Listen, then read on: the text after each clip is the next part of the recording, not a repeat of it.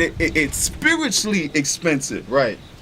That's what I'm saying. That's what the Most High is allowing us to eat. He's not just giving us some average meat, man. Right. Because knowing you an Israelite, that's meat. Mm-hmm. Knowing who the other nations is, That's meat. knowing what the chip is, That's meat. But then the Most High gets it a little further, knowing who the Gentiles are. That's expensive meat. That's top shelf, man. Oh, and knowing who the first fruits are. That's meat. That's top shelf meat, man. That's fall off the bone meat. Right. Because the only way that you will get the expensive meat is if you're of the first fruits, man. Of the elect. And that's the level. Just like this, man. It's like this. Let's go even to something else. All right. Alcohol, okay? Mm-hmm. You got something called low shelf. Right. You got mid shelf. Then you got top shelf. Mm-hmm. Okay? That mid shelf, it'll get you right. It'll tighten you up. Uh-huh. Take enough shots of that, hey, you're cool. You're okay. You're there, right? You get to the mid level, same thing. A little bit less though. You take a little bit less, and it's getting you there. But that top shelf, man, one drink, you done. It's concentrated. It's good. It's aged well, just like wine. You have basic wine, and then you have top shelf wine. You have wine that's thousands and thousands of dollars just for a bottle, man. And if you go to the restaurants, you're gonna cost about $50-$60 a glass. So that's what I was relating this to things that the Most High is allowing and giving unto the elders, man. That's the top. He's giving them top shelf, man. And these other guys, they can't. It's pretty much they can't afford it. And I'm not saying wise as money wise. Right. I'm saying spiritually wise. That's why they falling off to wayside up off these. They're falling by the wayside when it comes to these understanding. They can't get it, man. Right. They choke on it or they can't handle it. Okay. Right. Because the scripture that's meat too is Deuteronomy 28 and 68. That's meat right there, man. Even breaking that's meat. But when you come to understand it, you be like, well, that's easy. Just like now, when we've tasted of the delicacy of the Gentiles, who they are, we like, man, that's good meat. We want that again, so we don't choke off of it. We experience it again. We being able to and then when that's how when you go out to the streets and you're teaching, you say, damn, man, that might be a Jake. Because your eyes are open to the fact of Israel is not going to come looking like Shaft or looking like Billy Blanks, Hayes and all that, looking like Billy Blanks and shit. You know what I'm saying? Right. They're gonna come looking like different. So what? You're gonna go deeper into the spirit. Okay, then you start trying that spirit. Then it's like, okay, well, damn, this dude might be a Jake. Right. That's something that you've been you've been eating that delicacy, man. You ain't just ate it one time and was like, oh man, I don't know about that. You know what I'm saying? I don't know. It was good, but I don't know. Yeah. You know, that's what some of these other Jakes go on, man. Give me Romans 7 and 22, all right? We dived into the meat a little bit, but that's a way of thinking it, man. You know, the Most High is allowing us to sip the top shelf drink, eat the top shelf meat. So when it's spiritual, but then it's gonna get physical here in a minute when He sets up the kingdom. Yeah. You don't think Yahushua is gonna be eating the finest? You don't think He's gonna be drinking the finest, living in the finest, man? Man, you just picture Him as Solomon, man. What he was drinking and eating in, man. On gold. Right, man. And when a fly would touch the gold plate, he would toss it out. Like damn. All right. This is Romans 7 and 22. For I delight in the law of Yahweh after the inward man. Read it again, all right. For I delight in the law of Yahweh after the inward man. Not the outside, man. We don't go after the flesh. Some of you Jakes, you go after the flesh, man. You want to go after the Most High in the flesh. You got to go towards the inner man, the spirit, man. That's why when you come into this thing, you say, okay, well, I'm not eating pork out of the spirit, man. Right. I'm not doing these things out of the spirit. Okay. Then the fruits of the spirit start coming into the physical realm. Because through you not doing those things, your body starts feeling better. Your mind starts running better. Then I'm gonna take some vitamins. And not every brother, that's something you build up to. Then you say, okay, I want to take vitamins. I want to take care of myself. Well, let me, go out here and do a run or take a walk, and take care of this temple, man. Because then you realize, this body is given to us by the Lord, man. And He ain't give it to us just to fuck off with, right? Man. Because it says that he dwelleth in us. Mm-hmm. You are the kingdom of heaven, man. The Right. kingdom of heaven ain't some building you can go to. Right. The kingdom of heaven are the men. Uh-huh. The different men across the planet Earth, man, that the Lord is building and putting that spirit inside, man. Right. Read it again, huh? It say, for I delight in the law of Yahweh after the inward man, Mm-hmm. but I see another law in my members, warring against the law of my mind, bringing me into captivity to the law of sin, which is in my members. That's the only. That's that dwelleth in us. Mhm. You're constantly dwelling with this sin, man. Constantly. Constantly. You can go out there and call Esau the damn devil all day, man. Right. But you don't think you got to consider you still got to deal with this flesh, man. Shit, you leave Esau and then where you go home to? You go Yep. home to your flesh, Wickedness. man. Your flesh. That's what's in you. So you got to you got to mortify that also. Mm-hmm. You know, that should be the title, Day of Atonement, mortification of the flesh.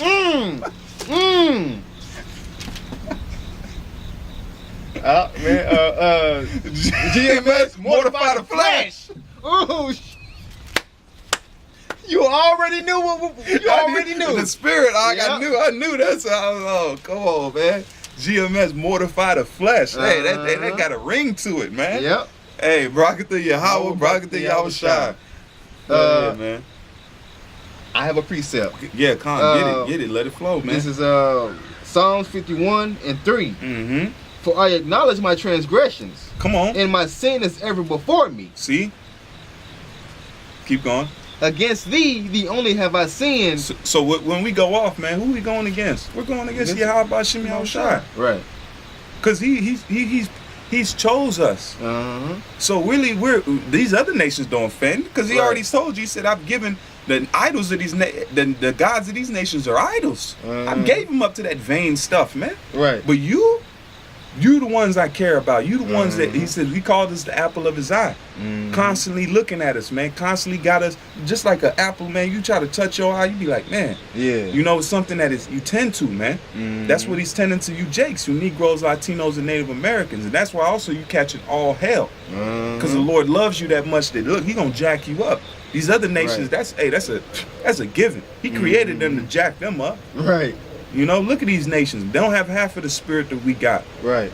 He didn't create them to be nothing but to tend to us, man. Mm-hmm. Because why do I say that?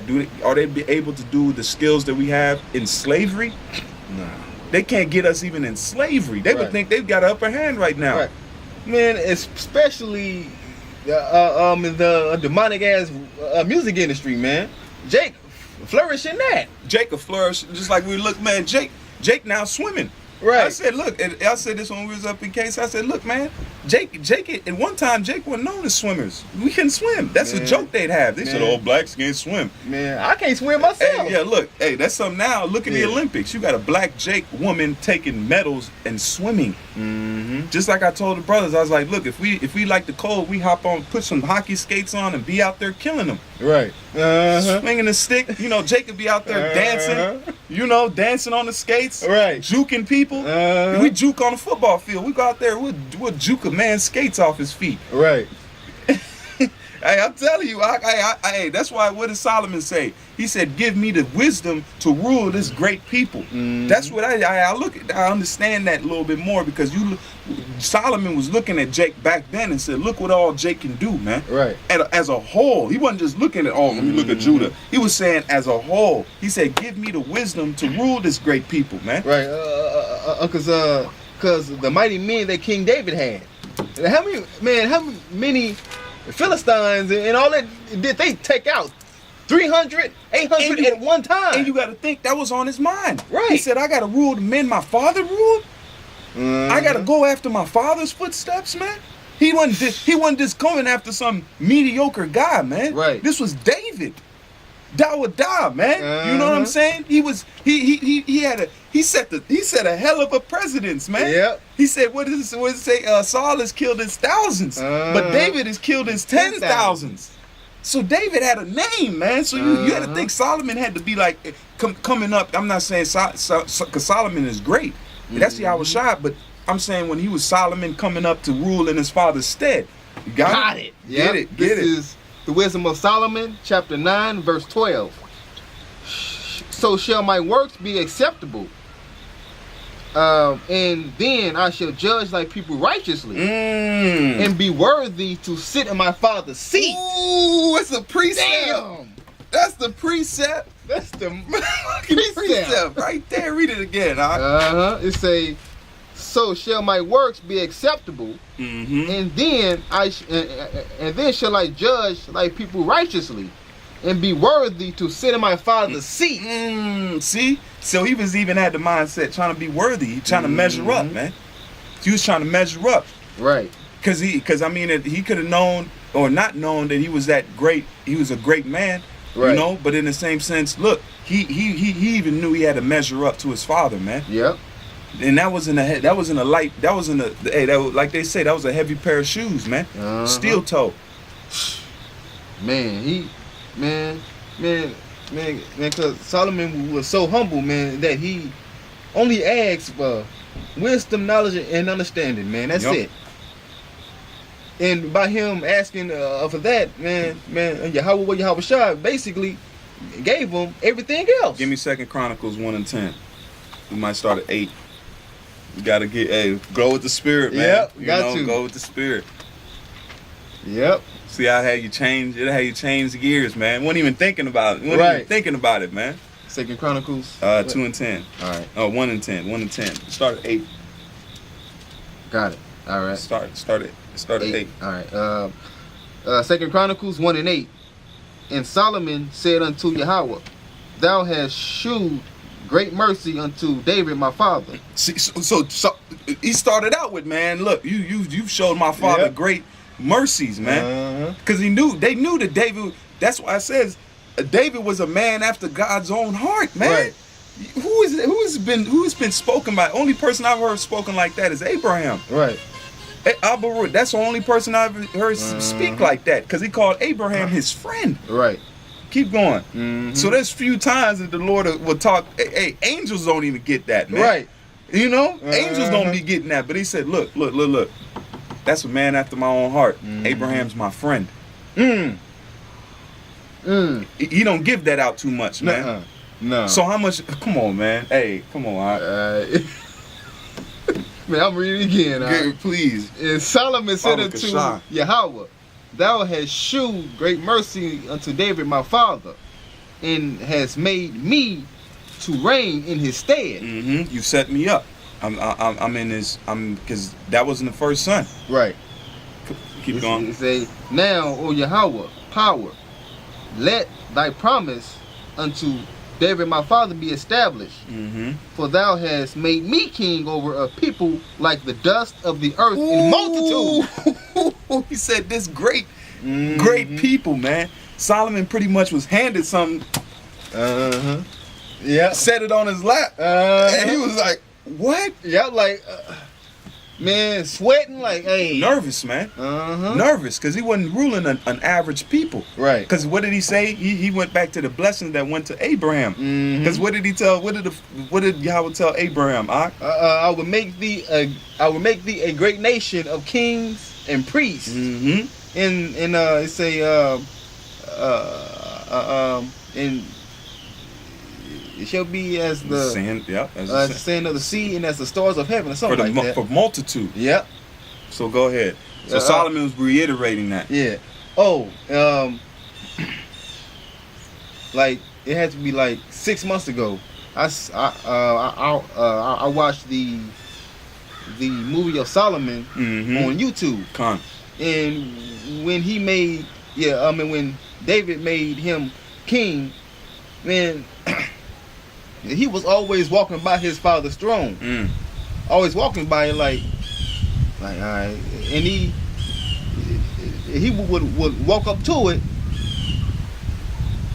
sit down, and stand right back up like, hey, I'm not ready for it, man. Yeah, that's a spiritual thing. Yeah. Right. That's a heavy seat. You know? And you got some jakes, they just want to, they just want to come up in, let me come up in there. You know? You know what I'm saying? They just want to come. That's why a lot of jakes, man, simmer down, man. Right. You know, Solomon wasn't just, and that's a great leader, man.